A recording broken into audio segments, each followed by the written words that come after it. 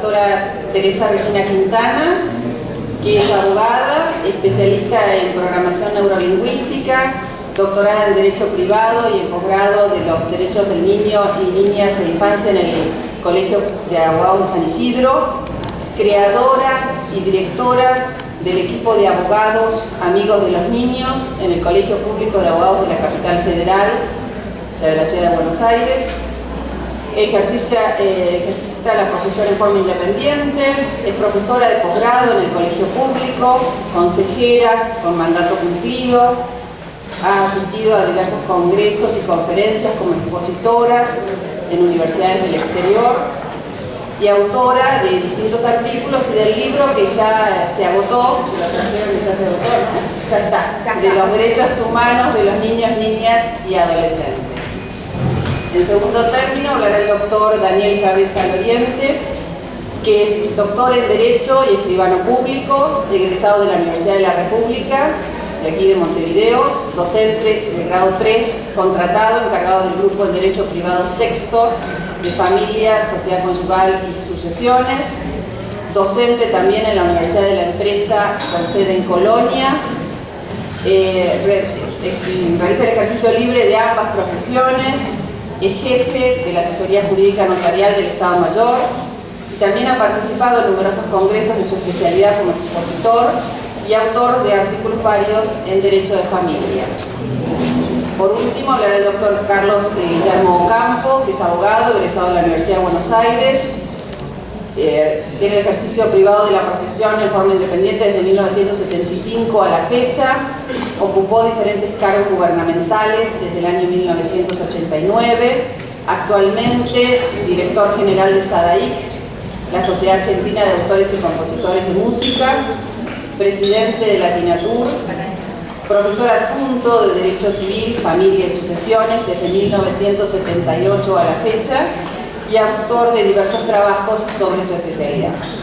Bueno, vamos a comenzar, doctora, sus títulos. Buenos días a todos. Muchas gracias por venir a escucharnos. A mí me toca hablar sobre un tema que lo voy a hacer bastante cortito, porque ya habló de este tema que se llama el interés del niño, como lo ha puesto acá en la academia. Ya lo trató el doctor Alan Cornet y lo pueden leer en la web, ¿no es cierto?, de la academia. O sea que allí tienen el primer acercamiento al tema. Lo que yo puedo decir es que la Convención de los Derechos del Niño, que se proclamó en 1989, trajo consigo una revolución silenciosa acerca de los derechos y las garantías que deben tener los niños, niñas y adolescentes en nuestra sociedad. Digo revolución silenciosa porque los que menos se enteraron del tema son los niños y los jóvenes. Esto no se enseña. Los derechos humanos de estas personas no se enseñan ni en el colegio, ni en la facultad, no sé, bueno, pero la facultad ya tiene 18, ¿no?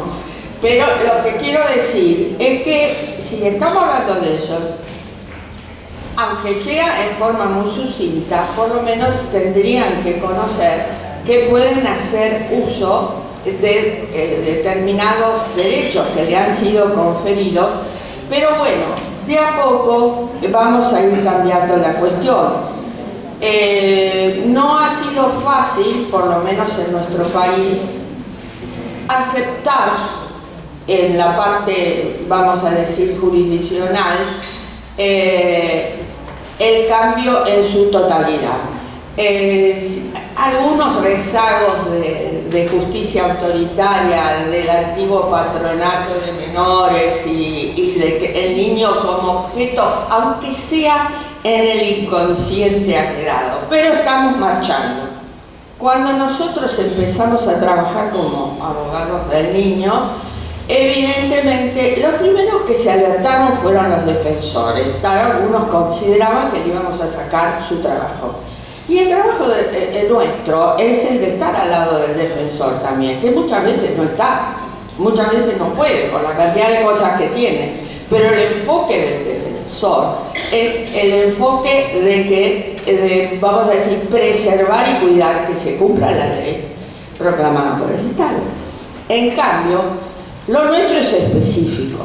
Nosotros vamos al niño o al joven que tiene determinados problemas y desde allí trabajamos. O sea que puede haber una cierta, un complemento, también así lo entienden la mayoría de las juezas, porque la mayoría son juezas de familia y son muy flexibles a esto. Pero ha costado el avance, no ha sido fácil. Pero lo hacemos, lo estamos haciendo y hemos logrado en Buenos Aires que nos tengan en cuenta. Hay muchas jueces de familia que nos libran oficios para que vayamos a trabajar en un tema específico en un expediente, lo cual es muy bueno porque quiere decir que hemos sido útil al chico y también hemos ayudado al tema a que se desenvuelva en forma más rápido. Bueno, en cuanto al interés del niño, el interés superior del niño ha sido expuesto en la Convención de los Derechos del Niño y de acuerdo a los originales de la Convención, por ejemplo, en español dice interés superior del niño, el artículo 3.1 de la Convención dice: en todas las medidas concernientes a los niños que tomen las instituciones públicas o privadas de bienestar social, los tribunales, las autoridades administrativas o los órganos legislativos, una consideración primordial a que se atenderá será el interés superior del niño. Realmente está bastante mal redactado, ¿no les parece? Porque tendrían que haber empezado por: se debe atender al interés superior del niño en tales y tales y tales lugares. Bueno, pero lo importante es que sacamos el interés superior del niño. El tema de los distintos nombres que se le da es en lo que se ha enfocado el doctor Cornet, pero así que lo único que puedo decir que en inglés, por ejemplo, se dice the best interest of the child, el mejor interés del chico, o sea que best es el superlativo de bueno, ¿no? Entonces ellos hablan de best interest of the child, pero estamos hablando de lo mismo. En Europa se usa más el interés del niño directamente. Nosotros hemos tenido un cambio en cuanto al Código Civil y Comercial que ha entrado en vigencia en agosto del año pasado, y entonces ahí vemos mucha normativa nueva que acoge todo el tema de los derechos y deberes de los chicos, y ahí encontramos también dicho el interés superior.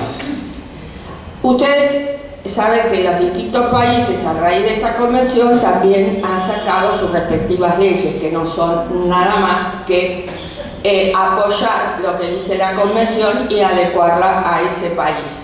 La nuestra, la Ley Nacional 26061, en que se basan los temas con respecto a la población infantil, dice que a los efectos de la presente ley se entiende por interés superior de la niña, niño o adolescente la máxima satisfacción integral y simultánea de los derechos y garantías reconocidos en esta ley. Después nombra todo, en principio dice su condición de sujeto de derecho, o sea que lo que nosotros debemos internalizar todo es que son personas, y esto que parece algo peyorativo dicho así, no lo es, porque hay todavía personas adultas que no toman al chico como una persona, esa es la realidad. Pero bueno, vamos avanzando. Y termina este artículo 3º de la ley diciendo que cuando exista conflicto entre los derechos e intereses de las niñas, niños y adolescentes frente a otros derechos e intereses igualmente legítimos, prevalecerán los primeros. O sea que acá tenemos también un inicio.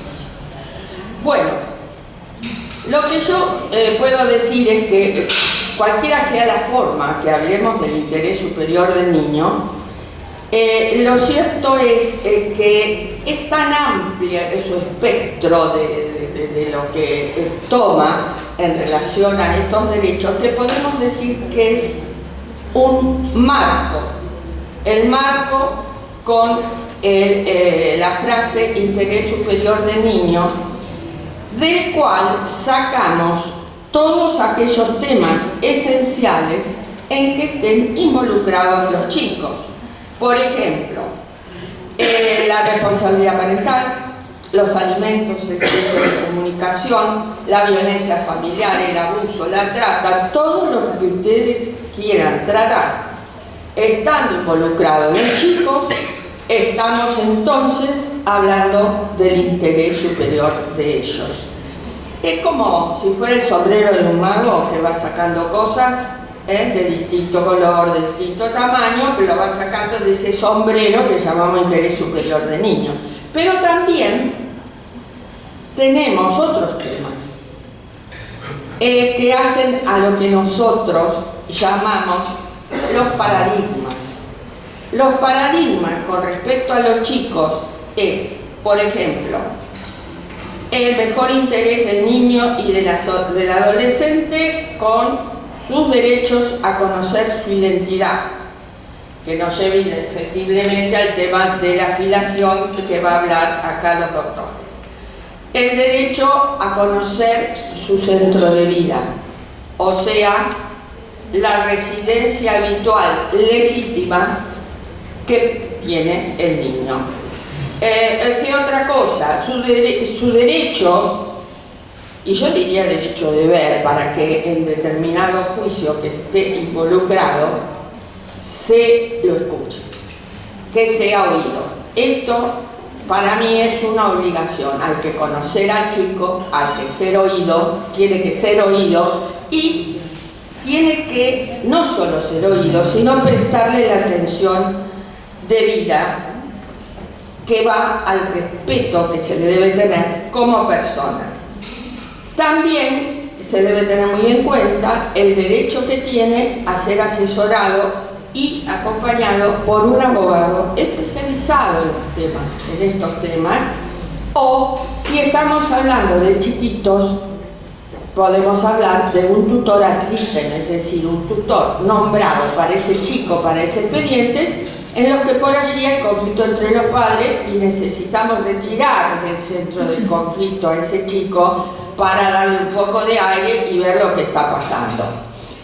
Por eso nosotros tenemos le damos gran importancia, tenemos una forma de trabajar que nos lleva a trabajar con otras disciplinas. Para nosotros es importante el psicólogo, es importante el psicoanalista, es importante el sociólogo, o lo que sea necesario para el caso en cuestión. No nos movemos solos como abogados, sino que entendemos que la vida real nos trae muchos enfoques y complementos que si muchas veces los tuviéramos en cuenta, no necesitaríamos ocurrir a la justicia.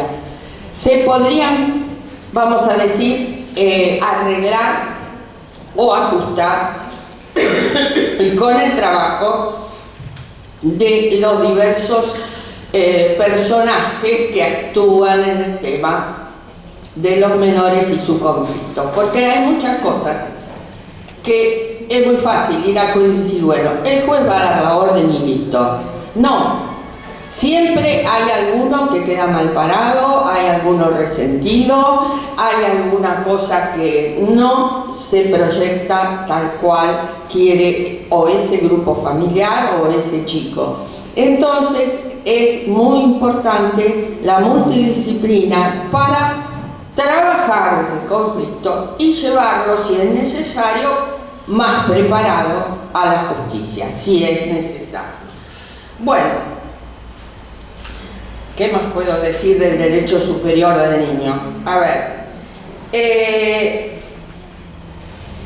la verdad que me enriquecí mucho en todo lo que se habló en este congreso, y además me alegré porque se habló mucho de los chicos. Ahora, no se olviden que la protección que le puede dar el abogado del niño, como yo escuché hablar de chicos muy chiquitos, ustedes no saben las distintas formas que hay de expresión en los chicos que nos pueden ayudar. No son determinantes, pero sí suman a la cuestión. Por ejemplo, si ustedes en determinado momento tienen un chico chiquito, sobre todo lo saben las psicólogas, si se ponen a jugar o charlar de cualquier cosa, y entra un padre o después entra una madre, ustedes ven en el cuerpo, la sensación de ese chico con respecto al adulto. Es decir, no hace falta que los jueces nos digan, no sabe hablar, no entiende nada. No, él nos puede expresar. Lo que pasa es que sus expresiones son corporales, son de distintas formas, pero también hay que tenerlas en cuenta. No me quiero ir por el lado de la psicología, porque si no debe haber gente acá que me va a matar. Bueno, a ver, yo lo que sí veo es que en todos los fallos que estamos tratando sobre chicos, se usa mucho, el juez usa mucho el interés superior del niño. Entonces yo les pregunto, ¿es el interés superior del niño un fundamento suficiente para dictar un fallo? Desde ya que no. Por ese mismo tema que les hablé, de que esa frase es un marco de contención en lo que son los temas de fondo, los temas sustanciales. Por eso, el juez tendrá que hablar del interés superior del niño como prólogo o como corolario de lo que está hablando, pero el fundamento debe estar dado por lo esencial, que ya sea, es decir, el problema de que se esté tratando, ya sea la responsabilidad parental, cualquier tema, pero de fondo. Si no está fundado en el tema de fondo, a mí un juez que solamente me diga, sí, porque por el interés superior del niño se falla tal cosa, puede dar lugar a una gran arbitrariedad.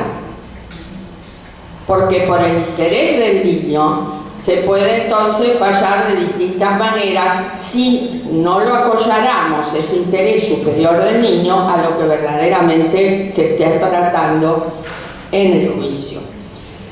Por eso es que este interés superior del niño, la utilidad que tiene es que ese marco le da a la vez un principio jurídico garantista en el que el juez se debe mover de determinada manera y no de otra. Es decir, nosotros decimos que se concatena ese interés superior del niño con la protección integral del chico. Ustedes saben que antes se hablaba muchas veces de la situación irregular del niño. No, ahora hablamos de la protección integral de ese niño. Y para no dejar boyando el interés superior, es necesario determinarlo por el tema de fondo en cuestión. Así debe estar la sentencia. Ahora, el otro tema que también uno se pregunta, ¿qué quiere decir ese interés superior? ¿Qué quiere decir ese interés superior? ¿Que lo del chico es más importante que todos los demás? Bueno, el artículo 3º de nuestra ley nacional dice que si es legítimo el interés del chico viene antes que el de los grandes. Pero evidentemente esto sí hay que armonizarlo.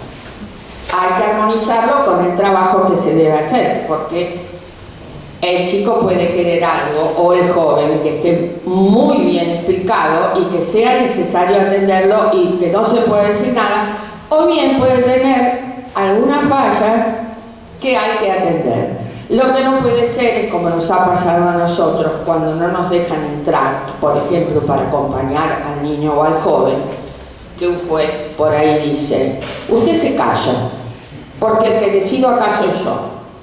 Yo lo mataría. porque es evidente que el primer contacto de ese niño joven con el señor juez, al que debe haber preguntado y vuelto loco a los padres de quién es y qué va a pasar y qué tiene que hacer, lo primero que ve que lo están agrediendo, el chico se frisa, no quiere saber más nada. Por eso tenemos muchas buenas jueces de familia que charlan con el chico, crean una empatía con él mismo, hasta le dice, bueno, vamos a charlar sobre este tema, por ahí tenés que venir de nuevo, si querés vos llamás y ven. Entonces el chico se va tranquilo de que hay alguien que lo cuida, aunque esto parezca de primer grado. En la realidad, o por el apuro, o por la forma de pensar, o por cualquier otra cosa, eso suele suceder más de lo que ustedes se creen. Bien. ¿Qué más puedo decir?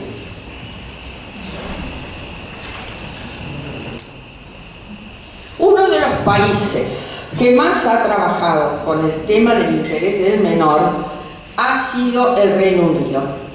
El Reino Unido establece básicamente tres cosas que hay que tener en cuenta. Que las necesidades físicas y emocionales del menor estén cubiertas. Que debe haber una igualdad de posibilidades para desarrollar sus potencialidades. Y por último se refiere a las posibilidades del menor de acuerdo a esa autonomía progresiva. ¿No es cierto? Que tiene más o menor posibilidad, que va a ir en aumento a medida que va cumpliendo años. Pero lo que más me gustó es el hincapié que han puesto en que cada caso es individual, que no, ellos descartan totalmente una aplicación automática, sino que cada caso hay que ver qué es lo que pasa y hay que fundarlo convenientemente. Y también tienen muy en cuenta el tema del trabajo multidisciplinario, con lo cual se gana mucho. Nunca me puedo olvidar, a pesar de eso, que hace ya varios años había un chiquito que vivía con la madre y dos amigos. La madre, una loca total, y si te digo cómo es, porque por eso tengo muy pocos minutos, les tengo que hacer una gráfica. Y el padre por ahí lo venía a buscar. El chico, cuando lo venía a buscar el chico se abrazaba. Cada tanto iba la trabajadora social, tocaba el timbre, pero no iba adentro a ver qué pasaba, estar con los chicos, cosa que, bueno, creo que después eso dio lugar a varias sanciones, pero el chico adentro, tanto la madre como los otros que tomarían droga, no sé qué, lo ataban del cuello y lo llevaban como si fuera un perro. Y otras cosas peores. Una vez que salió con el padre, que iba en sus brazos, y el padre lo devuelve, lo único que pudo expresar el chico, se agarró al padre. No quería irse por nada del mundo. Bueno, ese chico terminó muerto. Pero la trabajadora social nunca entró en la casa. Ese es un caso que me quedó grabadísimo porque, no sé, debe ser a lo mejor por eso que se ocupan tanto ahora. Bueno, yo lo que les pido es que tengan en cuenta que los chicos son material nuevo, es como un disco sin grabar, y por lo tanto tienen que tener una ayuda. Esa ayuda es el abogado que se ocupa de ellos, porque son muy vulnerables. Los mayores serán muy vulnerables, pero ya tienen hecha su vida y por eso por ahí pueden decir, me está pasando tal cosa, necesito tal otra. Un chico no.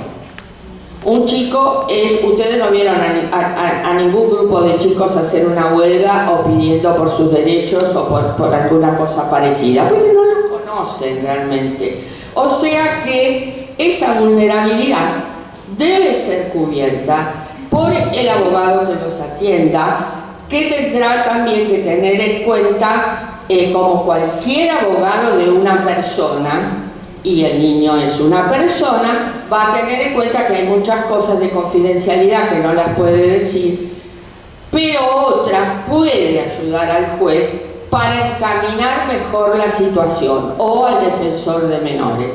Por eso les pido, para los que no lo tienen, nosotros estamos trabajando bastante bien con esto, que el chico debe tener un abogado a su lado. Gracias.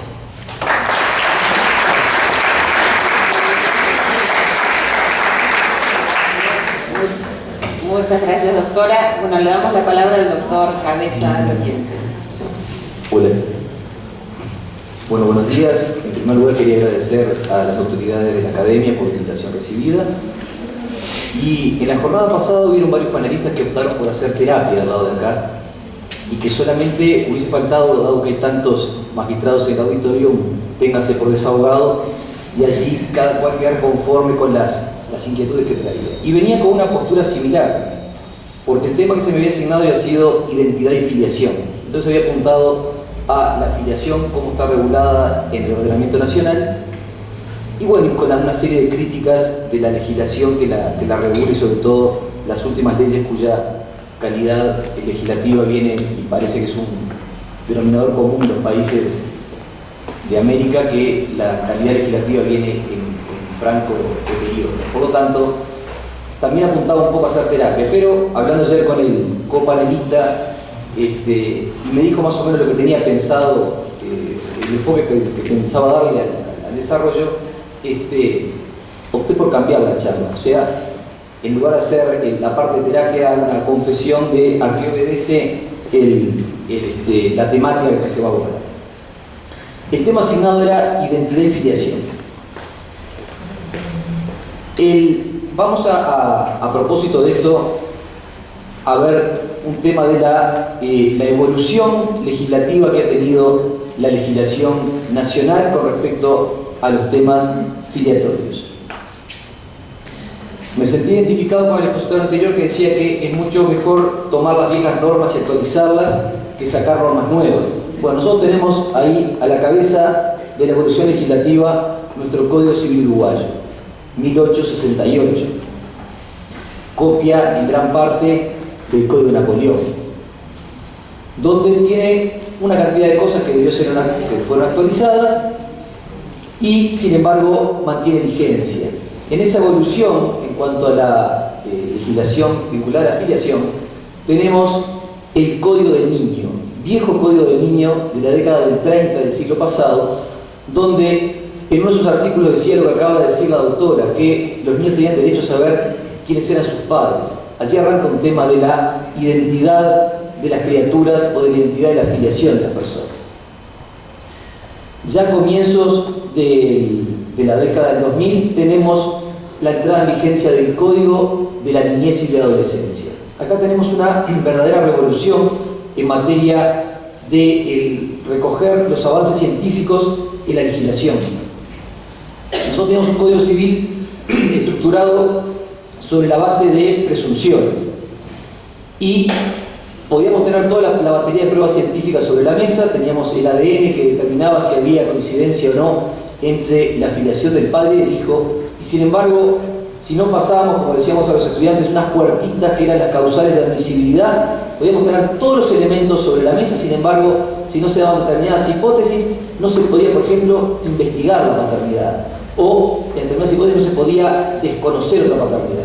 Y realmente el CNA al respecto abrió esas posibilidades y desestructuró mucho lo que era la vieja conformación del Código Civil.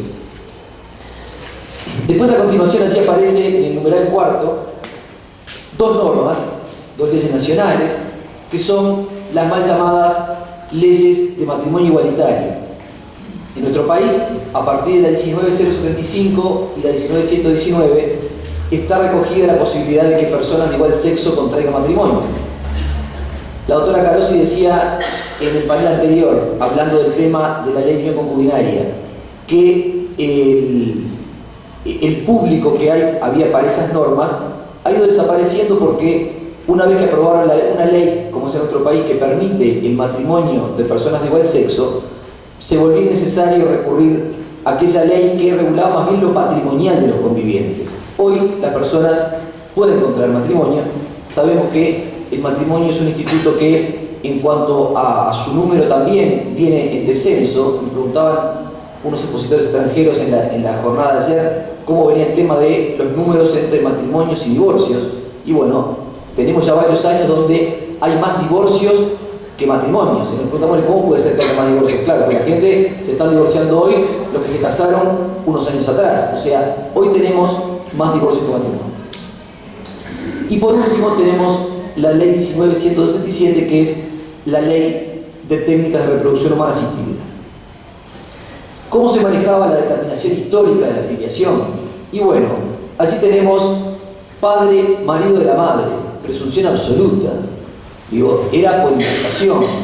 Si yo estaba casado con A y él tenía un hijo, a mí me reputaban padre de ese hijo. Y a veces con escasísimas posibilidades de desembarazarme de una situación cuya autoría no me pertenecía. Engaños hubieron en todas las épocas. Y señoras que hicieron creer a sus esposos que el hijo les pertenecía también. Y a veces, en un momento de ira, venía la verdad. Nosotros hemos tenido situaciones donde en un juicio de visitas le planteó la señora a su marido: ¿visitas de qué pedís si no es hijo tuyo? Y estaba emplazado en la calidad legal de hijo legítimo. Y a veces sin posibilidad alguna de desplazarse, porque el código era muy estricto. Entonces, ¿por qué viene el tema de identidad y filiación? Esa criatura, ¿a qué identidad nos referimos cuando decimos identidad? ¿A la estrictamente biológica? Hay varias formas de determinar el vínculo entre dos personas. La biológica es una de ellas. Y vamos a ver si es la solución la biológica a ultranza o hay otras formas intermedias. Después tenemos padre, marido de la madre, pero con una presunción relativa. Se le permite, en este caso al hombre, que vamos a ver que es relativamente relativa, porque no siempre se puede desplazar dadas, depende del cumplimiento de determinados plazos que se verificaran o no.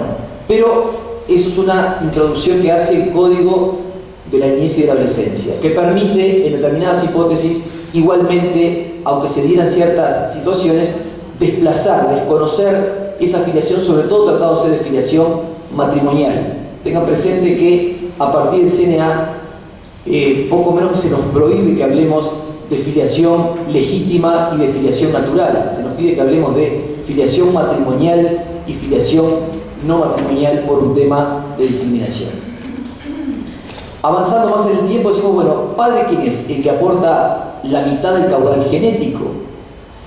Y puse ahí por último, madre. Hoy siempre cierta. Hemos escuchado infinidad de veces que lo único cierto era la madre. Y vamos a ver que hasta esa máxima también se nos viene cayendo. Hoy vamos a ver, sobre todo cuando abordemos un tema que lo tenemos en común con el doctor, vamos a ver si es tan fácil determinar quién es la madre de una criatura hoy día. ¿Qué tipo de filiación podemos tener? Esta es la clasificación más actual de la filiación y la dividimos en tres. La dividimos en la filiación por naturaleza, aquellas personas que nacían de una relación sexual tradicional, padre y madre. Por eso dice allí conjunción carnal. Hay concordancia, porque si el material genético proviene del óvulo de mi mujer y un espermatozoide mío, va a haber una coincidencia absoluta entre esa criatura y la identidad genética de ambos padres. Y va a ser matrimonial o no matrimonial dependiendo si el vínculo que yo tenía con mi mujer era de matrimonio o era de una unión no matrimonial. Tenemos por otro lado la filiación por adopción, instituto que ha venido teniendo en los últimos años cambios de denominación. En nuestro país, en la década del 40 del siglo pasado, aparece una ley que es la ley de legitimación adoptiva, que permitía la ficción de que una persona que no tuviese vínculo biológico con un matrimonio quedara emplazado como un hijo legítimo de ese matrimonio. Con la entrada en vigencia del CNA se le cambia el nombre, se comenzó a hablar de adopción plena, de adopción, teníamos también bajo la vigencia del Código Civil lo que era la vieja adopción simple, un vínculo civil que creaba entre adoptante y adoptado. Allí la concordancia es eventual, porque la norma hoy permite que, por ejemplo, sea legitimado adoptivamente o adoptado plenamente una criatura que sea hijo de uno de los integrantes de esa pareja. Y digo pareja y no digo matrimonio, porque hoy se permite que se lleve adelante tanto por personas casadas como por personas no casadas, e incluso se permite la adopción por parte de personas solteras. Por eso allí decimos que la concordancia puede ser parcial, puede que no haya concordancia, y en cuanto a la filiación, si va a ser matrimonial o no matrimonial, va a depender que los adoptantes estén unidos en matrimonio o no al tiempo de llevar adelante la adopción. Adopción que hoy se hace exclusivamente en sede judicial. Y por último tenemos la más moderna, la progenitura jurídica. Le hemos puesto de moda las preguntas de los parciales y a veces los estudiantes libres, los exámenes miran con asombro, progenitura jurídica. Claro, porque acá el progenitor ya no es ni biológico ni por adopción, es por imperio de la ley. Se da una situación donde por haber hecho un pacto dos personas,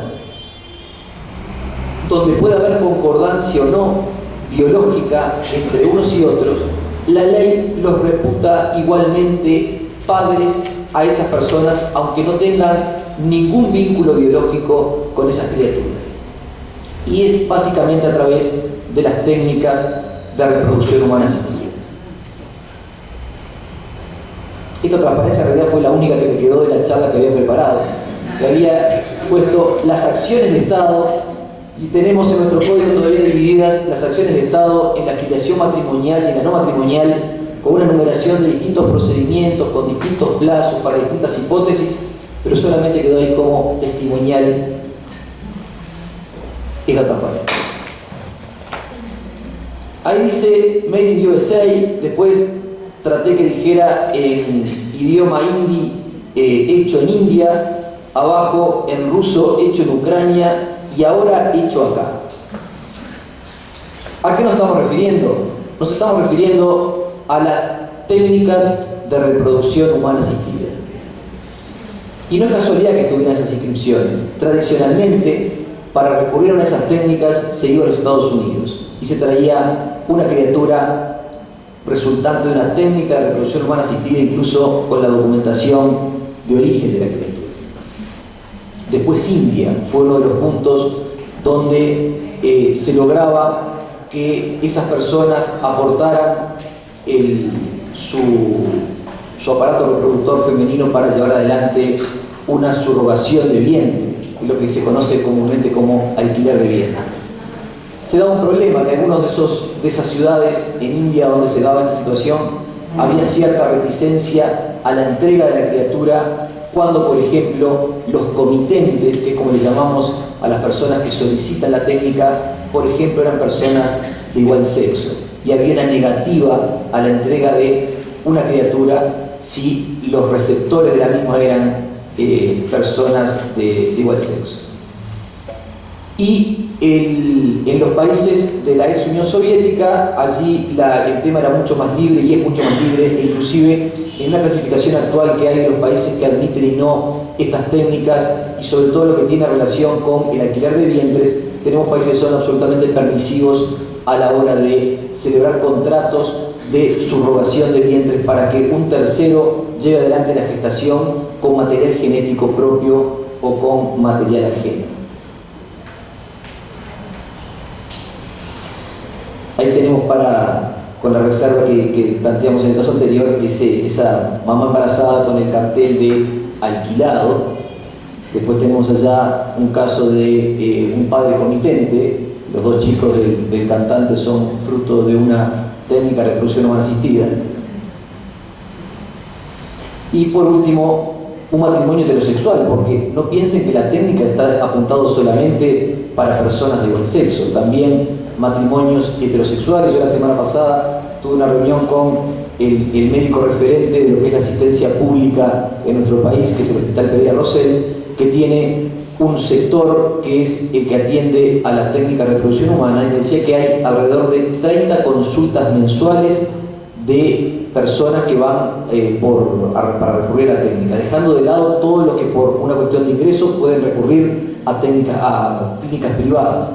Se calcula que un 14% de la población tiene dificultades de procreación natural y que deben recurrir a una de esas técnicas, que no vamos a entrar ahora en el desarrollo de ellas, pero que pueden ser clasificadas en alta o baja complejidad, dependiendo si lo que se hace es solamente ayudar que la célula masculina ingrese al óvulo o se extrae material de ambos y la fecundación se hace in vitro fuera y luego se implanta en el seno materno.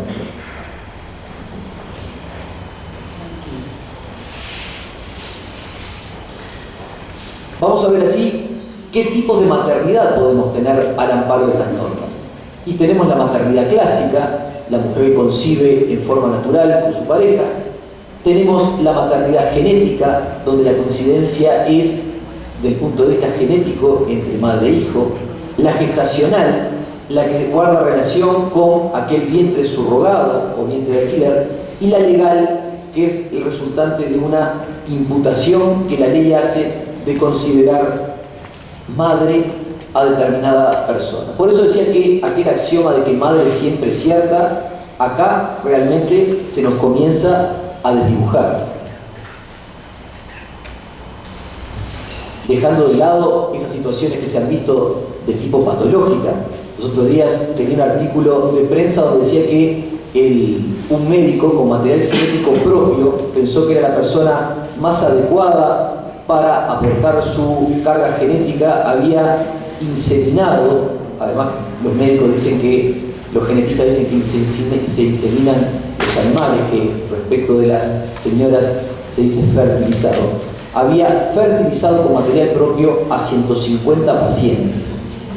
Por lo tanto, aquellos que nos dedicamos al derecho de familia y estudiamos el tema del parentesco, aquí tendríamos 150 medio hermanos, ¿no? Porque el material genético provenía de la misma persona. Y eso es un tema bastante preocupante. El año pasado o el otro, en Estados Unidos se había hecho un reality sobre algo así, era como titulado Los hijos del hielo, los hijos de la generación del hielo, porque era una cantidad de chicos que habían ubicado que eran hijos del mismo donante. Los juntaron, eran más de 30 chicos que había. En países grandes como Estados Unidos el problema se diluye más.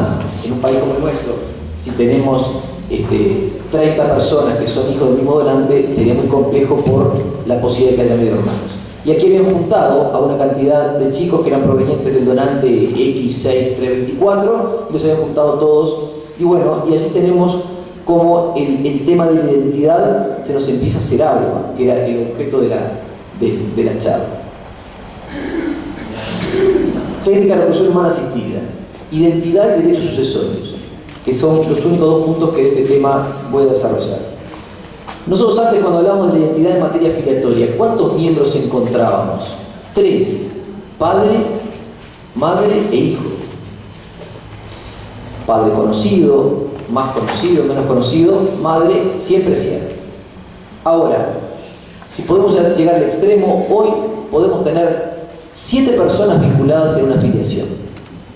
Y ustedes dirán, ¿cómo llegamos a 7? Podemos tener padre y madre comitente, los cuales no pueden procrear en forma natural y tienen que recurrir a una técnica de reproducción humana. Ahí ya tenemos 2.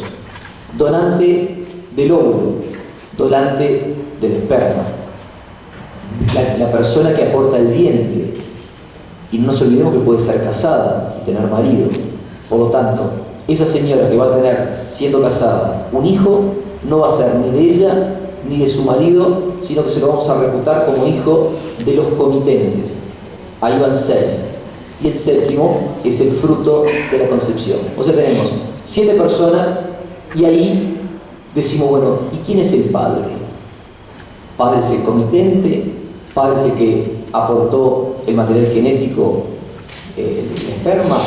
¿Madre quién es? Madre es la comitente, madre es la que aportó el óvulo, madre es la que lo anidó el óvulo y fue la que termina teniendo familia. Y bueno, con respecto a eso, si bien la ley habla mucho del anonimato, vemos que es un anonimato relativo, porque la propia ley permite que en determinadas hipótesis el juez ordene dar información en determinadas situaciones de dónde proviene. Y no creamos que el anonimato es una cosa de que salen de un frasquito a ojo cerrado e implantan. Cada muestra tiene su correspondiente antecedente, o sea que se puede ubicar, y hay muchísimas situaciones de donantes, que en el caso del varón es mucho más sencillo, en el caso de la mujer es una técnica mucho más invasiva. Y aunque la ley se encarga de darle el carácter de anónimo y gratuito, sabemos que en el caso de la mujer la gratuidad no es tan así. Nadie se somete gratuitamente a una extracción masiva de óvulos. Y estudiando el tema, un conocido médico me alegaba mi ignorancia y me dije, ¿cómo no sabía que funcionaba así? Que la mujer nace con una cantidad de óvulos predeterminada y que por eso cuando llega la etapa de la menopausia, como se le acabaron. Acá le adelanta la menopausia porque le empiezan a extraer, y una chica con 25, 27, 29, 30 años de repente se quedó sin material genético propio, lo cual es un tema preocupante. En algunos lugares se toma como parte del modo de vida para terminar carreras universitarias, hacer donación de óvulos, pero a veces nos endulzamos con la técnica por la pronta acceso al dinero que ello genera, y por lo tanto puede suceder esas hipótesis que planteaba. En otros casos, por ejemplo, se da que la técnica se aplica con otro destino. Por ejemplo, personas que van a ser sometidas, tanto hombre como mujer, a técnicas de radioterapia o quimioterapia, o inclusive por esa opción de vida que se tiene hoy por hoy, de que la mujer llega al matrimonio en edad mucho más avanzada de lo que se cansaron sus respectivas madres y abuelas, hace que cuando se deciden a tener familia están en una edad donde su material genético ya no es el más adecuado. Por lo tanto, hoy en nuestro país hay clínicas que extraen material genético de chicas de 20, 20 y pico de años, con miras a que cuando deseen ser madres, tener material genético propio, eso hace la diferencia, y lograrán mañana tener una fecundación homóloga si es con material de ella y de su pareja, pero por lo menos con material propio sin tener que recurrir a material de un tercero. Y por último, el tema de los derechos sucesorios, y lo dejamos como frutilla de la torta. Y para seguir un poco lo que eran los paneles anteriores, que se dejó una especie de tema gancho para la próxima jornada, bien que podría ser uno de ellos.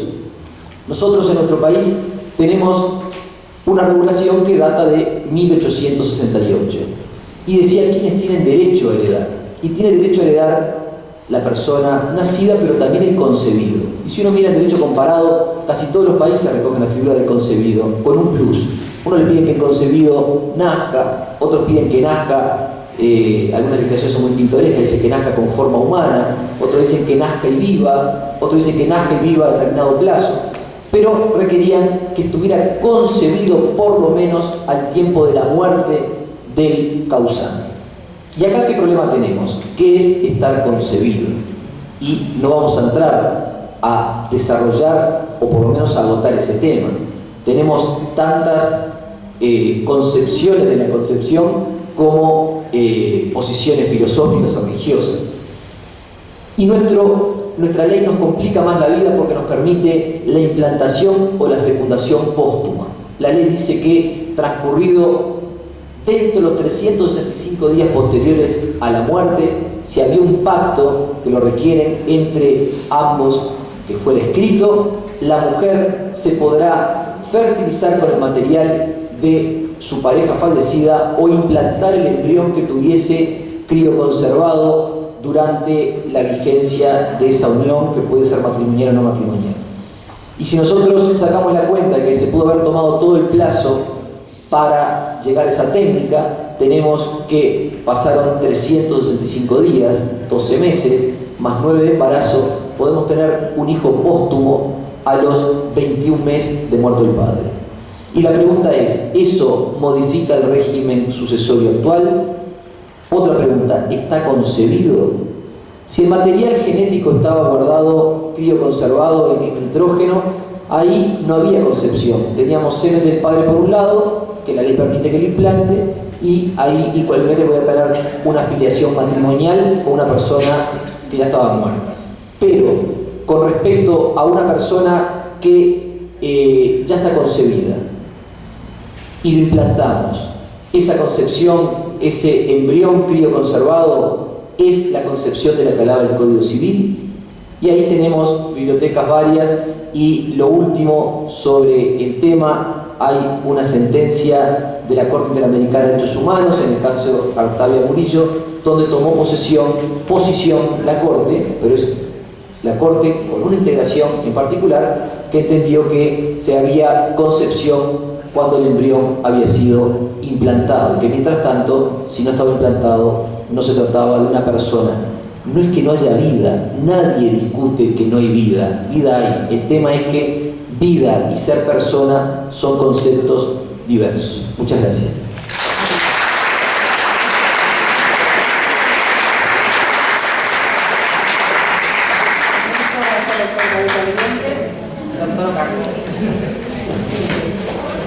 Bueno, buenos días.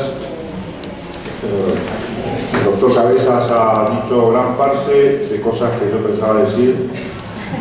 Eso pasa por haberle dicho lo que yo pensaba decir, pero fue muy útil todo lo que dijo, porque de alguna manera ha sido como una referencia general a todos los problemas que trae la fecundación asistida, que reconoce la ley de Uruguay, reconoce la legislación argentina y tantas otras legislaciones. Un poco para entrar en el tema, es decir, dijo aquí la doctora Quintana que uno de los derechos que tienen los niños es un derecho a la identidad. El derecho a la identidad lo tienen los niños y también lo tienen los adultos, por otro lado, ¿no? Porque los adultos también tienen derecho a saber, a conocer su identidad. De hecho, en otro país empezó a hablar mucho de identidad, no tanto con respecto a los derechos de los niños, sino básicamente con el fenómeno de los problemas que habían ocurrido en la Argentina en la dictadura militar y la búsqueda de los verdaderos padres de muchos de estos chicos que habían sido criados en diferentes hogares, y ahí se habló mucho del derecho de identidad. Muchos de estos chicos no eran chicos, eran adultos, y tuvieron que dar su conformidad, seguir adelante con un proceso de búsqueda de su identidad, quedarse en el contexto familiar en el que estaban. Es un tema dramático en la historia de nuestro país. Pero bueno, hoy por hoy lo hemos superado y estamos en este momento en ¿qué hacemos con estos chicos? Estos derechos que los chicos tienen a conocer su propia identidad, y cómo juega esto con la fecundación asistida. Fecundación asistida que tiene que ver, digamos, el derecho a la identidad tiene, según la doctrina que está sosteniendo en este momento, dos aspectos. Tiene una fase estática que vincula al chico con su genética, saber de dónde vengo, y una fase dinámica que tiene que ver ese chico en el contexto en el que se ha desarrollado. Esta fase dinámica que se vincula con el desarrollo del chico en determinado contexto social y demás, tiene mucho que ver, muchísimo que ver con los vínculos de filiación. Normalmente la identidad dinámica de un chico con un grupo familiar estable es lo que es en ese grupo familiar, cómo es ese grupo familiar, cómo se desenvuelve, y eso va a generar en ese chico una determinada identidad.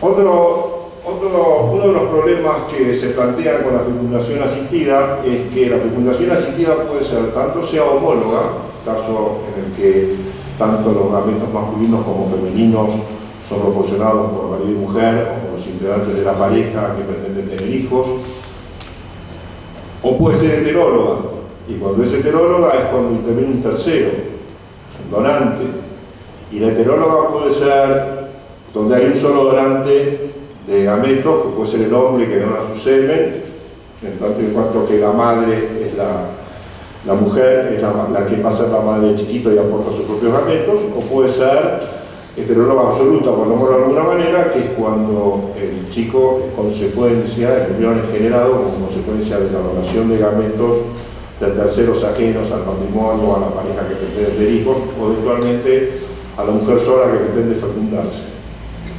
Dejemos por un lado, por un momento de lado, el tema de los matrimonios entre hombres. Es un tema más complicado. En el caso de la, digamos, fecundación asistida heteróloga, una de las reglas que la rigen es que los donantes deben permanecer anónimos. El anonimato del donante es una de las reglas que juegan en este aspecto, Y la razón por la que juegan es porque se considera que nadie va a donar material genético con el riesgo de que el día de mañana pueda haberse enfrentado eventualmente a un chico que lo está buscando porque es el padre genético y lo quiere conocer, o eventualmente, si avanzamos más allá, a que el día de mañana pueda ser enfrentado a un reclamo por filiación de ese chico nacido con su aporte genético, porque eso significaría tanto como darle un golpe de muerte a esta práctica, que hoy por hoy se considera una fórmula razonable para tener hijos, para aquellos que no pueden tener hijos naturalmente y eventualmente no les interesa recurrir a la adopción como una alternativa a la falta, a la imposibilidad de tener hijos de forma natural. Entonces, esta manera de tener hijos es una fórmula que se considera, bueno, que es idónea, esto es cuando nos ha llevado la ciencia, y la verdad es que si esto es positivo, debemos mantenerlo. Y para poder mantenerlo, tenemos que preservarlo de alguna manera, y para preservarlo necesitamos, entre comillas, asegurar a las personas que participen en este proceso que el día de mañana no van a tener un conflicto derivado de su participación. Entonces, ¿cómo se preserva esto? Bueno, básicamente estableciendo la reserva de identidad del donante, el anonimato del donante, que aceptemos que no es anónimo en sentido estricto, porque se sabe quién es, pero los datos del donante permanecen en reserva. Y el gran debate es cuáles son los supuestos en los cuales esta reserva puede ser levantada. Y allí existen, digamos, distintas posiciones. Hay alguna legislación que ha dicho, bueno, señores, la identidad del donante se debe mantener reservada en absoluto, no hay ninguna posibilidad de que nunca se suministre, salvo algún caso muy excepcional, pero en general es como una puerta que se cierra y nunca más se vuelve a abrir.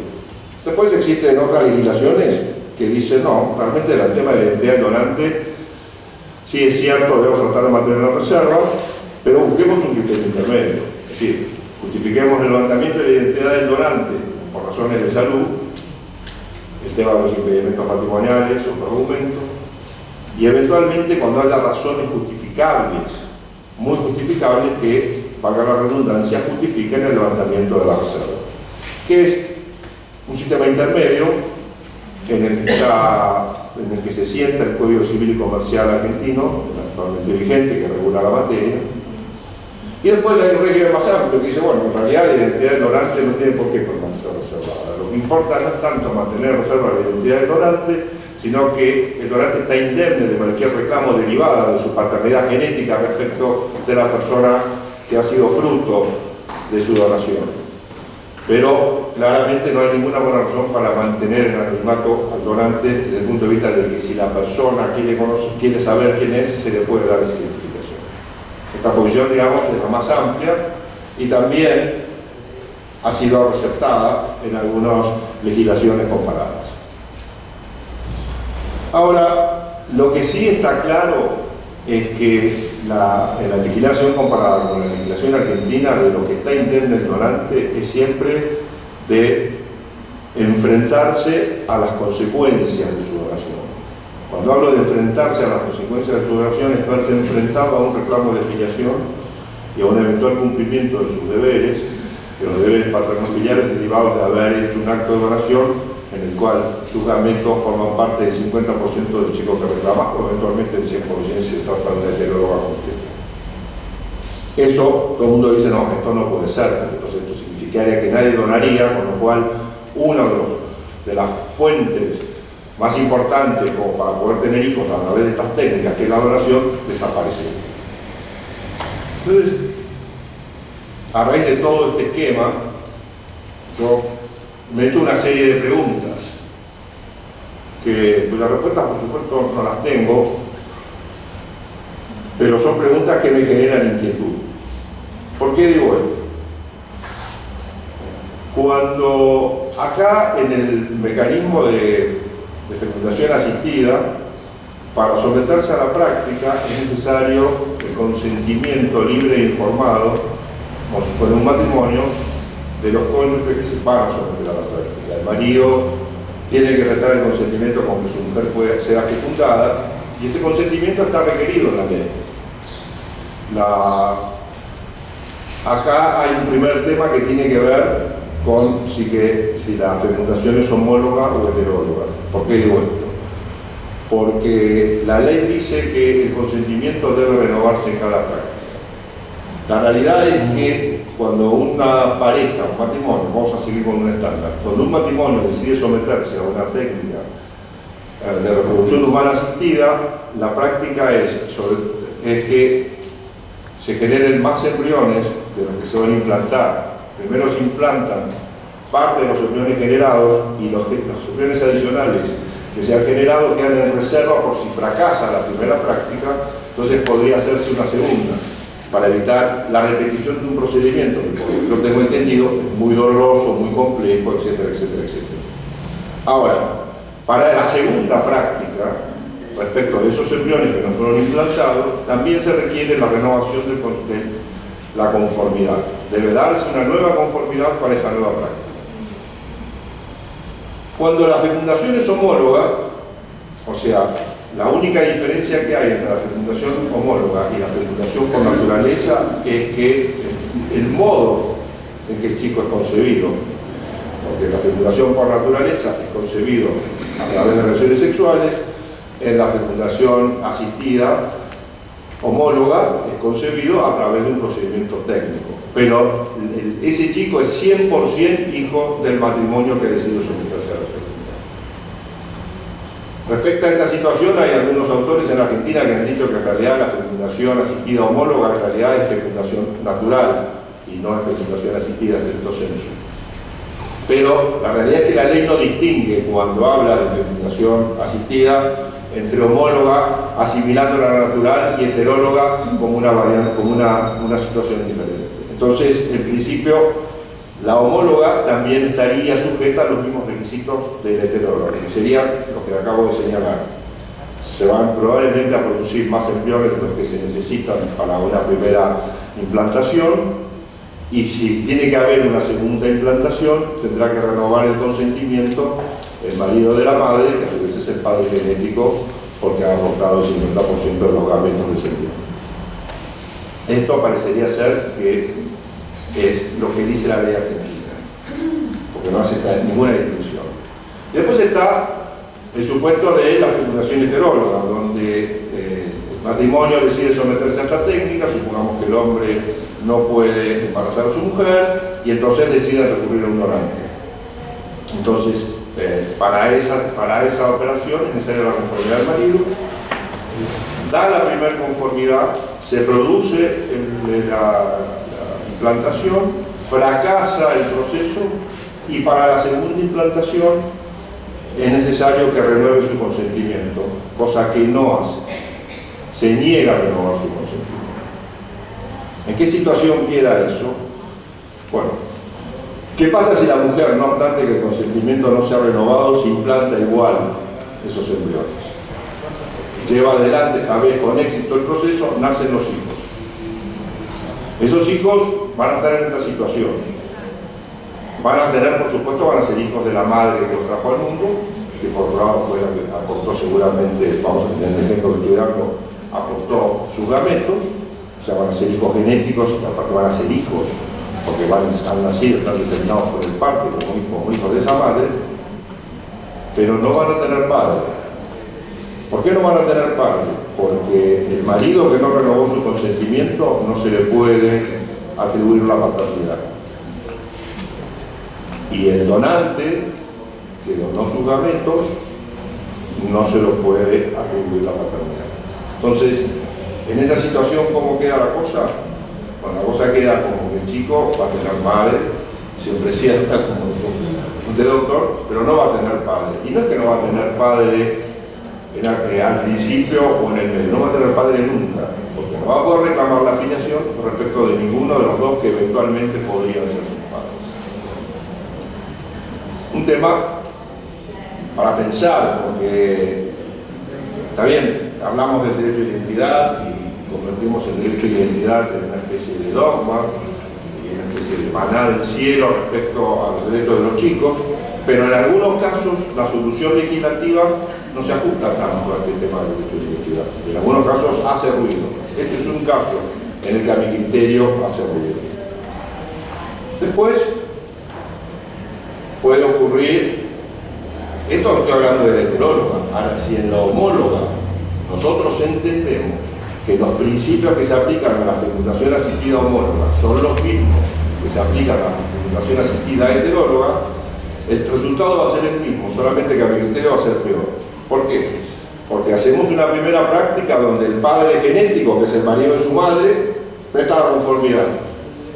Fracasa esa primera práctica, no presta la conformidad para la segunda, ese chico nace y si aplicamos el régimen legal argentino a ultranza, la consecuencia va a ser que ese chico va a ser hijo del marido de su madre porque donó sus gametos, pero no le va a poder reclamar la filiación al marido de su madre que es su padre por la pura y simple razón de que no prestó su conformidad. Acá no hay donante, con lo cual no hay reclamo contra nadie más que contra ese padre, ese marido, el marido de su madre que prestó la conformidad para la técnica en una primera etapa y luego la retiró y no la dio para la segunda etapa. ¿Qué solución tiene eso?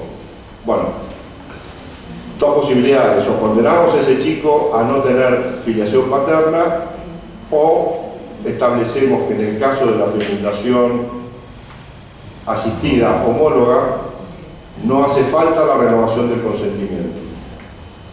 Basta con que una vez se haya prestado el consentimiento para que aquel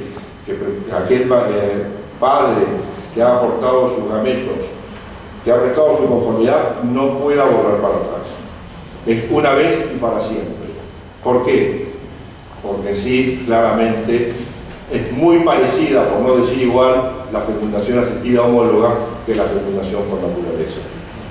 Y si un marido tiene un hijo con su mujer por vía natural, no puede decir, no, ahora yo no lo quiero tener ese hijo, porque ese hijo es de él y es de él, no solo porque es de él, porque lo aportó sexualmente sus gametos, sino también porque la ley aparte presume la paternidad de ese marido. Entonces, las dos posibilidades están.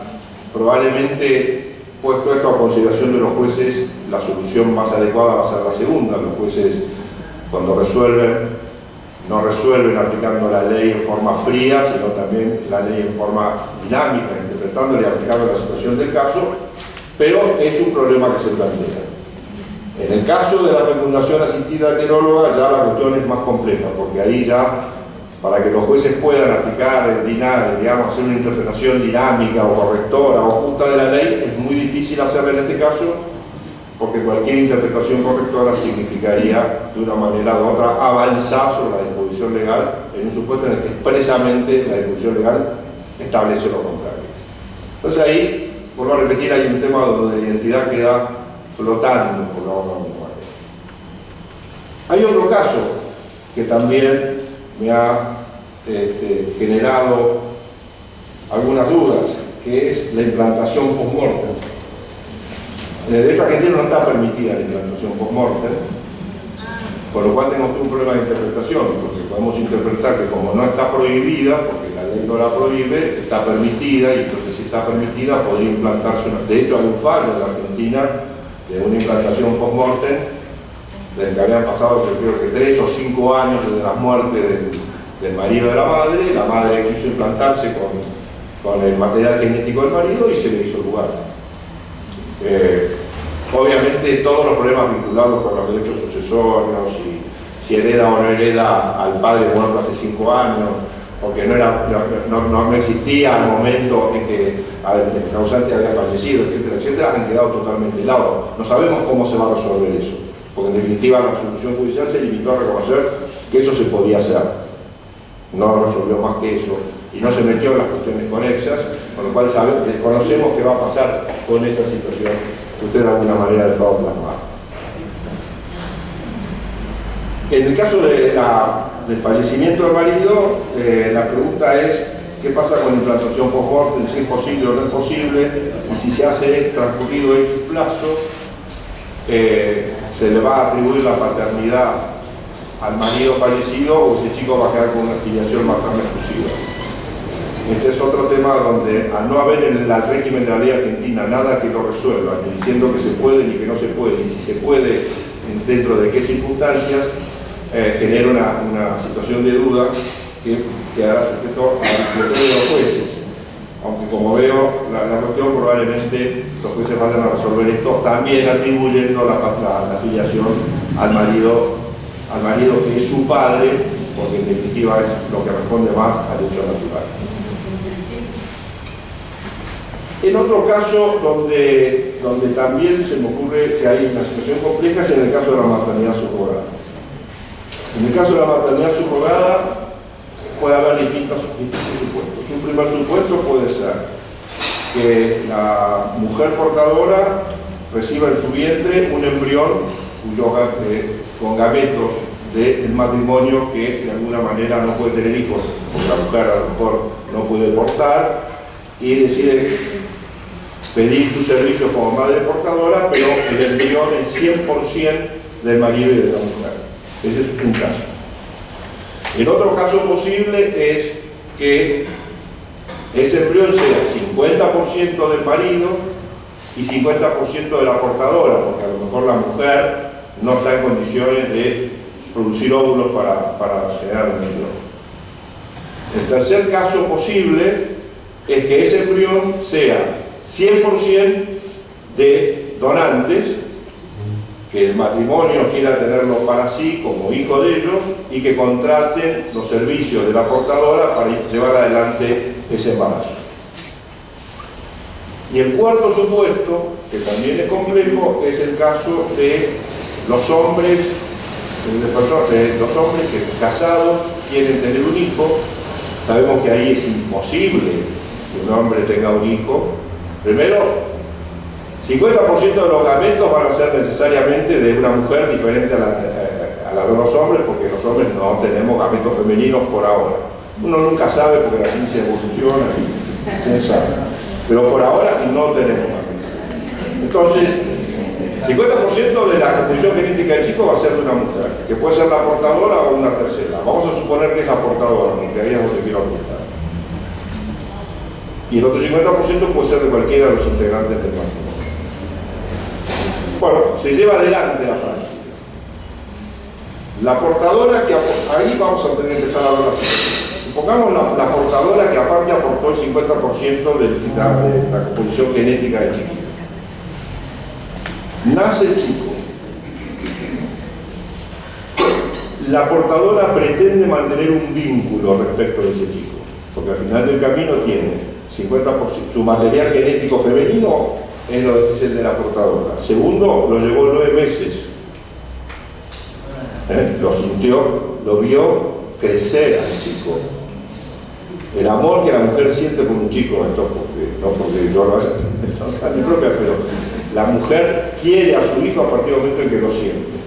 Cosa que no pasa con el hombre. El hombre quiere al hijo una vez que lo ve crecer, lo va viendo y se va encariñando con ese chico. Pero la mujer lo quiere desde que el chico está concebido, la mujer lo empieza a querer. Y en ese contexto, la mujer cuando tiene el chico dice, bueno, muy bien, yo tengo un acuerdo por el cual se los tengo que dar, pero yo tengo un vínculo con ese chico. No solamente tengo un vínculo genético, también tengo un vínculo afectivo.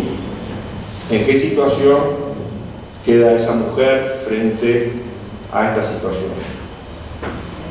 Podemos allí decir, bueno, como la ley argentina habla de que el vínculo filial es doble vínculo filial, vale decir, dos personas pueden ejercer el papel de padre y madre, para hablar en terminología tradicional, bueno, pues lo lamento por la madre portadora, porque la madre portadora tendrá que entregar el chico en función del acuerdo que tiene celebrado. Esa es una posibilidad. La otra posibilidad es, aceptamos entonces que el doble vínculo está superado por la realidad y que entonces tenemos que empezar a hablar de vínculos múltiples.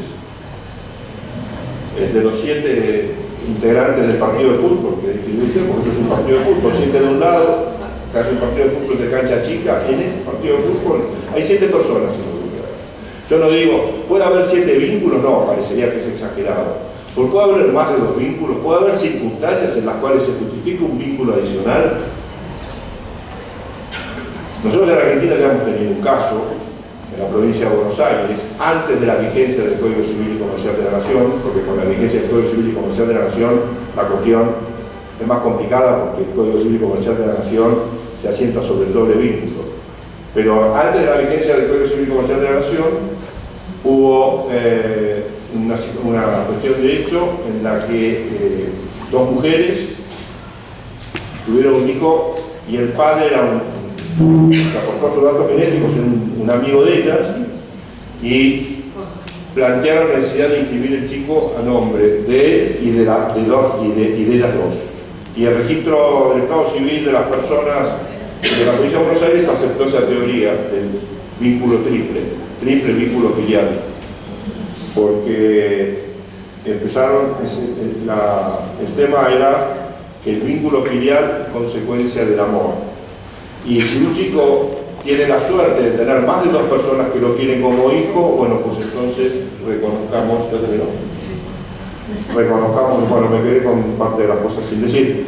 Pero bueno, estas son algunas de los problemas que se plantean en torno a la fecundación asistida, que no sé si tienen solución, porque a lo mejor cualquier solución que tenga significaría aniquilar el sistema o afectarlo seriamente.